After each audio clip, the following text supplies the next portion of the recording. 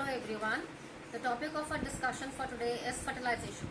Fertilization is the fusion of the male and the female gamete to form a zygote.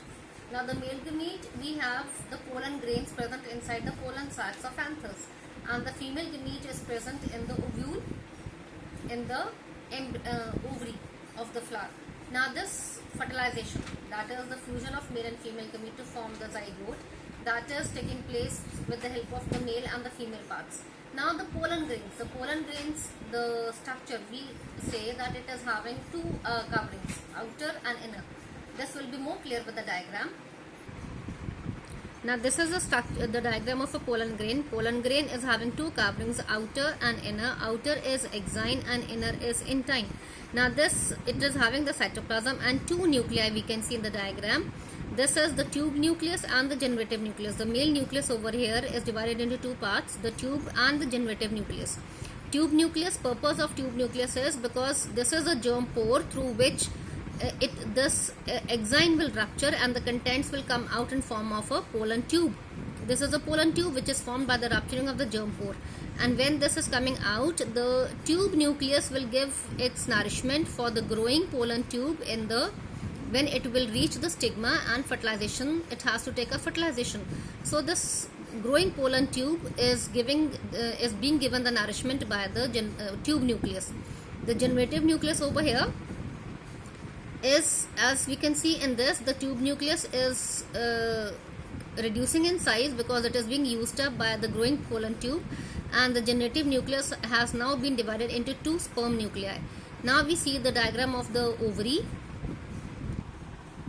Now this is the diagram of the pistil, the style, the stigma, the ovary, and inside is the ovule. Now the pollen grains over here, and the pollen grains, they are forming a pollen tube, and at the tip we are having two male nuclei. The generative nucleus has divided into two male nuclei now. Now this is the embryo sac. Embryo sac is being covered by two outer coverings called as lucellus. Lucellus is giving the nourishment to, it is the outermost nutritive tissue of the ovule. And this is the ovule now. It is having three cells here, two in the center and three on the upper side. So it is having 3 plus this is 1 which will divide into 2. So over here we have antipodal cells, and the opposite end is the two types of cells. Outer ones are called as synergids, and in the center we have the egg cell, that is the female nucleus.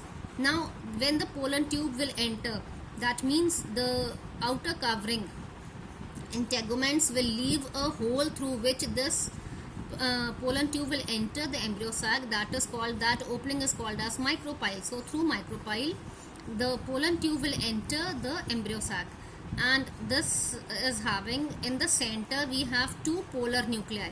These two polar nuclei will fuse to form a secondary nucleus. So we have two sets of fertilization. Antipodal cells will degenerate.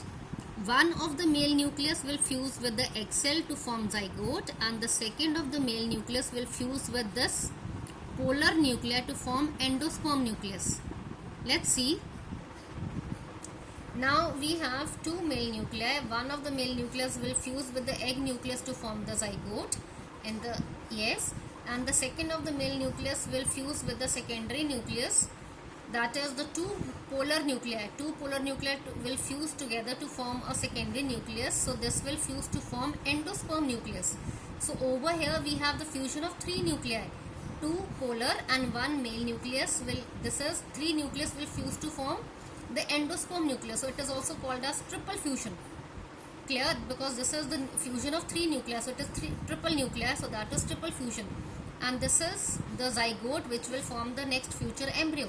Now we say that when these two sets of fertilizations are taking place in a single embryo sac, these two fertilizations simultaneously are taking place within a single embryo sac, so it is called as double fertilization. One sperm nucleus will fuse with the egg nucleus to form zygote. Second sperm nucleus will fuse with the secondary nucleus to form endosperm nucleus. So this is two sets of fertilizations taking place simultaneously in a single embryo sac, is called as double fertilization. Now after fertilization, the petals, the sepals, the stamens, the style and the stigma will fall off. Calyx usually falls off, but sometimes it may remain attached to the fruit also. The ovary will enlarge to form a fruit, and the ovary wall will form the fruit wall, and the ovules will become the seeds. Thank you so much.